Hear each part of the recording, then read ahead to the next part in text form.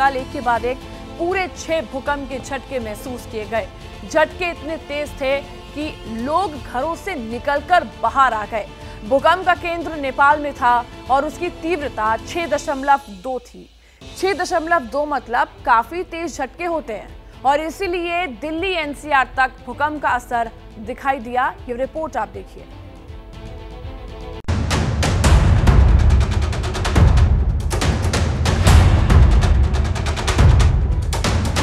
अभी 15-30 सेकंड का भूकंप था और उसके बाद एकदम थोड़ी देर बाद फिर चले गया।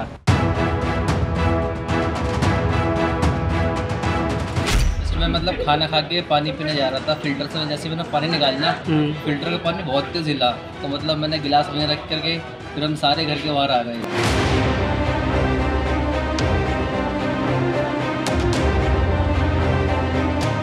भूकंप अचानक से हमें तो उसमें से कुछ गिरने की आवाजें आ रही थी। सीमेंट कंक्रीट गिर रहा है और उसके बाद हमें बिल्डिंग के भी हिलने का वो हुआ, तो तब हम तुरंत फिर घर से बाहर निकले।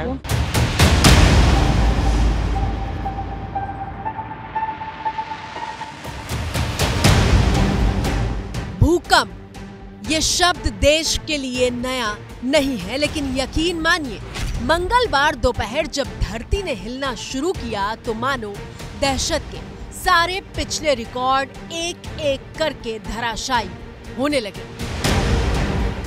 बहुत तेज झटका था और एकदम ऐसे चक्कर सा आया और उस चक्कर से अभी भी ऐसे लग रहा है जिससे दर्द एकदम हो गया और सारे भागते भागते रह गए कि ये क्या हुआ। मतलब बहुत तेज था। तुरंत हमने कहा कि सभी बाहर निकलिए और यहाँ से निकलना सबसे पहले प्राथमिकता हमारी। कोई दफ्तर में अपना काम छोड़कर भागा तो कोई हिलते हुए बिस्तर को देखकर घबराया।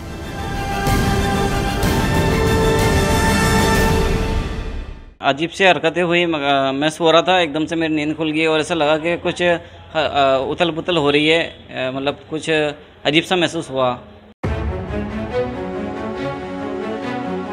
दोपहर करीब 2:06 का वक्त हो रहा था। कोई बाजार में था तो कोई घर के भीतर, और इसी वक्त भूकंप के पहले झटके ने दस्तक दी।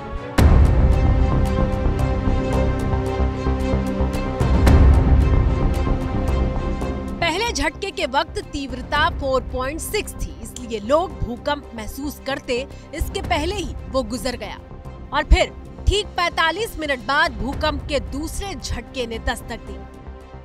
अभी एकदम ऐसा लगे जैसे कि जमीन हिल रही है। कुछ सेकंड का रहा झटका और लगा कि पता नहीं क्या हुआ है, तो सभी लोग घबरा के बाहर आ गए। दोपहर 2:51 का वक्त हो रहा था जब रिक्टर स्केल पर 6.2 तीव्रता वाला भूकंप आया। हमको लगा कि भूकंप आ रहा है, पंखे वगैरह हिल रहे थे तो हम सारे लोग बाहर आ गए। बच्चों की छुट्टी हो गई थी, लेकिन तब भी हम लोग बाहर निकले तो सब सामान लग रहा था। भूकंप के बहुत तेज झटके महसूस हुए थे। जैसे ही महसूस हुए, टेबल हिल रही थी, थोड़ी थोड़ी पंखे हिल रहे थे। भूकंप का केंद्र नेपाल में था, लेकिन देखिए नोएडा से लेकर नैनीताल तक कैसी दहशत का माहौल था। गांधी जी के स्टैचू के नीचे तालाब के किनारे बैठा हुआ था रेलिंग पे, तो बिल्कुल पूरा ऐसा लगा कि किसी ने पीछे से हिला दिया होगा। कम से कम आधा सेकंड ही रहा, आधा सेकंड। बहुत तेज भूकंप था। पहले इतना ज्यादा हो गए थे कि हम अपना रूम लिए थे होटल में, तो अचानक से ताले वाले हिलने लगे। हमें लगा कोई हिला रहा है, लेकिन जब देखे तो अचानक से खड़बड़ होने लगा, तो वही हमको डर लग गया, हम बाहर आ गए तब तक। मतलब क्या मैदान और क्या पहाड़, सब कुछ भूकंप के खौफ से कांप रहा था। जो हिमालयन माउंटेन है वो एक नया माउंटेन है, जिसके कारण से इस क्षेत्र में हरिद्वार, देहरादून समेत सारे उत्तराखंड के क्षेत्र में और हिमाचल के क्षेत्र में ऐसी घटनाएं आगे भी होती रहेंगी। सोशल मीडिया पर लोग अपनी दहशत की गवाही देने वाली तस्वीरें शेयर करने लगे। सबसे ज्यादा इस तस्वीर को शेयर किया गया। पहली नजर में शायद आप समझ ना पाएं, लेकिन गौर से देखिए, कई मंजिला ऊंची इमारत के बिल्कुल बीचों बीच में क्या है। सीढ़ी वाला हिस्सा लोगों की भीड़ से खचाखच भरा हुआ है। ये लोग दफ्तर में काम कर रहे थे। जैसे ही भूकंप आया, लोग दफ्तर छोड़कर सीढ़ी के रास्ते नीचे की तरफ भागने लगे, क्योंकि जब भूकंप आता है तो लिफ्ट का इस्तेमाल नहीं करते।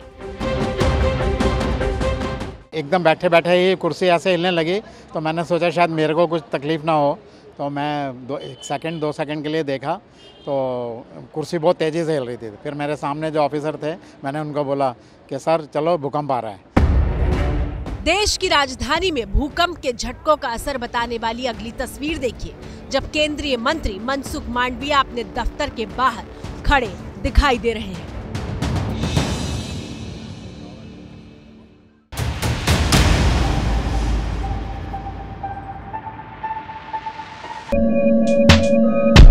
उत्तर प्रदेश के 30 जिले भूकंप के गवाह बने हैं। आपकी स्क्रीन पर मौजूद ये तस्वीरें यूपी के शहर कानपुर से आई हैं, जहां सड़क भीड़ से पटी हुई है। मैं कोटक किसा टावर में ही 8th फ्लोर पे मैं जॉब करता हूं। मैं अपने वर्क स्टेशन पे वर्क कर रहा था, तभी उसी बीच मैं खड़ा था और मैं पानी का गिलास लिए था, तो मेरे को ऐसा महसूस हुआ कि कुछ हिल रही है।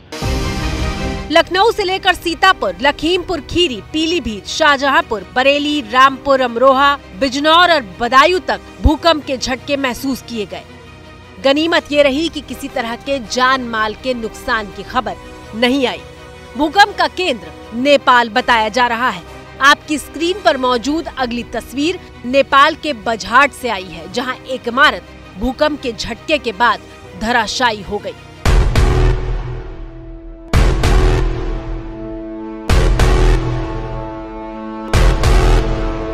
लेकिन आज जो भूकंप आया वो सामान्य भूकंप नहीं था। आज के भूकंप का बर्ताव बदला हुआ है।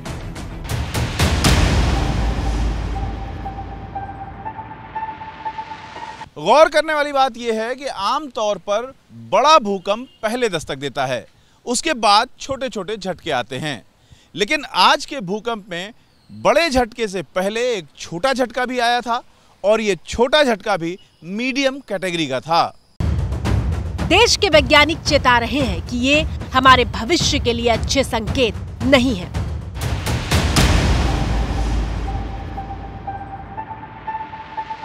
लगातार क्योंकि पिछले 200 वर्षों से यहाँ पर कोई भी बड़ा भूकंप नहीं आया है, क्योंकि पिछला भूकंप 1991 में उत्तरकाशी और फिर 99 में चमोली भूकंप के नाम से जो जानते हैं, तो उसके बाद उनका भी 6.8 और 6.3 रिक्टर स्केल पर उसकी इंटेंसिटी थी। 8 से अधिक रिक्टर स्केल पर 8 से अधिक इंटेंसिटी का जब तक भूकंप नहीं आएगा, तो एनर्जी जो जितनी मात्रा में रिलीज होनी चाहिए वो नहीं हो पा रही है। इसके लिए निश्चित रूप से जो ये छोटे भूकंप के जो झटके आ रहे हैं, वो इस बात को इंगित कर रहे हैं कि यहाँ पर कोई बड़ा भूकंप आने वाला है। तो क्या जो हो रहा है वो धरती की तरफ बढ़ते किसी बहुत बड़े खतरे का संकेत है? अगर 6.2 तीव्रता के भूकंप को बड़ा नहीं कहा जा रहा, तो क्या बहुत बड़ी तबाही दस्तक देने वाली है?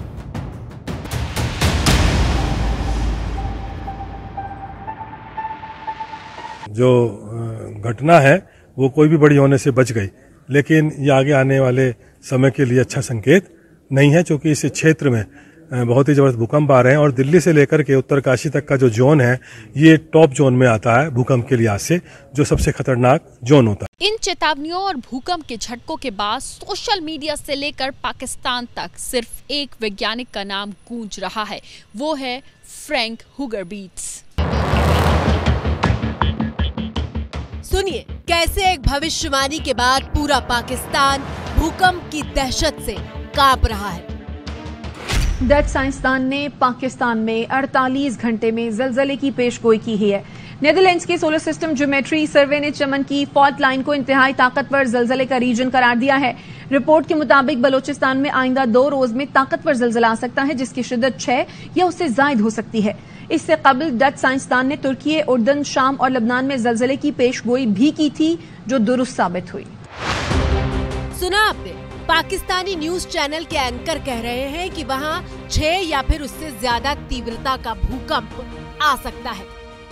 आपकी स्टडी, आपका एनालिसिस क्या कहता है? कोई ऐसी अनहोनी चीज हो गई है कि हमें पता चल गया है कि अभी इतने देर के बाद पाकिस्तान में कोई अर्थक्वेक आने वाला है, खुदा न खास्ता?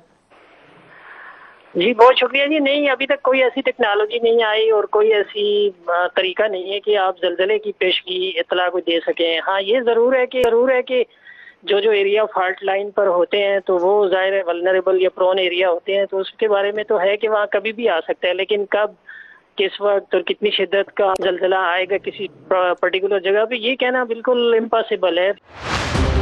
पाकिस्तानी टीवी चैनलों पर बहस शुरू हो गई है। भूकंप की भविष्यवाणी करने वाले वैज्ञानिक पर सवाल पूछे जाने लगे हैं। अब आपको दिखाते हैं कि ये पूरा माजरा क्या है। दरअसल फ्रैंक हुगरबीट्स एक डच वैज्ञानिक हैं। उन्होंने चेतावनी दी थी कि पाकिस्तान में जल्द ही भूकंप आ सकता है। फ्रैंक की चेतावनी को इसलिए भी गंभीरता से लिया जाता है क्योंकि साल की शुरुआत में टर्की और सीरिया में विनाशकारी भूकंप की चेतावनी भी उन्होंने ही दी थी।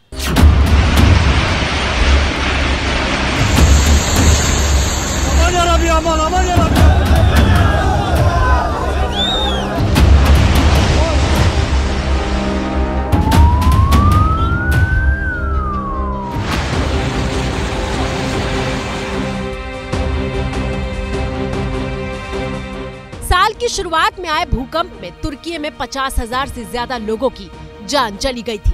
हालांकि भूकंप की भविष्यवाणी करना बेहद मुश्किल है। भूकंप की सटीक भविष्यवाणी करने वाली तकनीक अभी भी विकसित की जा रही है और ऐसे में डच वैज्ञानिक के भविष्यवाणी करने के बाद जब नेपाल में 6.2 तीव्रता का भूकंप आया तो उसकी दहशत पाकिस्तान तक महसूस होने लगी। भूकंप सबसे घातक प्राकृतिक खतरों में से एक है और वो इसलिए क्योंकि भूकंप बिना किसी चेतावनी के आते हैं, जबकि चक्रवात से लेकर बाढ़ तक का कुछ हद तक अनुमान लगाया जा सकता है।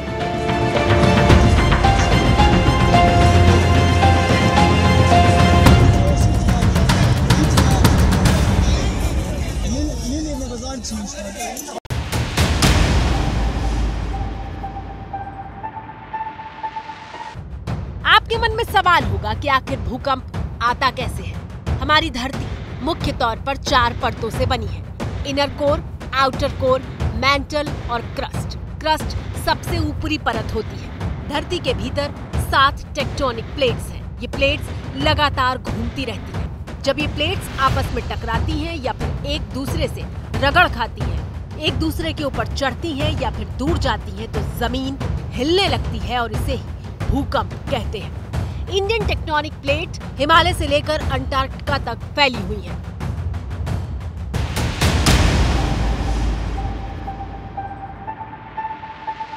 साल में लाखों भूकंप आते हैं, लेकिन वो इतने छोटे होते हैं कि लोग उन्हें महसूस नहीं कर पाते। इसके अलावा करीब 100 भूकंप साल भर में ऐसे भी आते हैं जिन्हें महसूस किया जा सकता है और जिनसे गंभीर क्षति हो सकती है।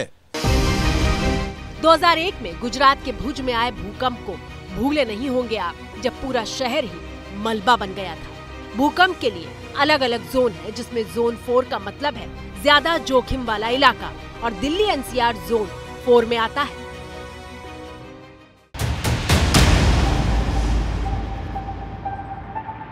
एक्सपर्ट्स के मुताबिक भविष्य में आने वाले भूकंप की तीव्रता रेक्टर पैमाने पर 7 या उससे ज्यादा हो सकती है। हालांकि भूकंप कब आएगा इसके बारे में भविष्यवाणी नहीं की जा सकती। भूकंप अगले सेकंड भी आ सकता है और 100 साल बाद भी।